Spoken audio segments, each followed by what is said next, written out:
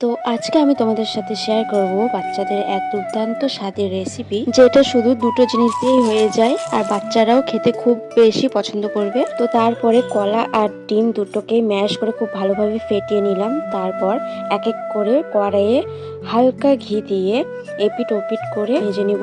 দেখতে পাচ্ছ কত সুন্দর ফুলছে। আর এই কেকটা কিন্তু একদম লো ফ্লেমে ভাজতে হবে। আর এই প্যান কেকটা যে বাচ্চাদের এখন পর্যন্ত দাঁত উঠে নাই তারাও খেতে পারবে, কারণ এটা খুব সফট হয়। আর এই প্যানকেক কিন্তু ছোট বড় সবাই খেতে পারবে।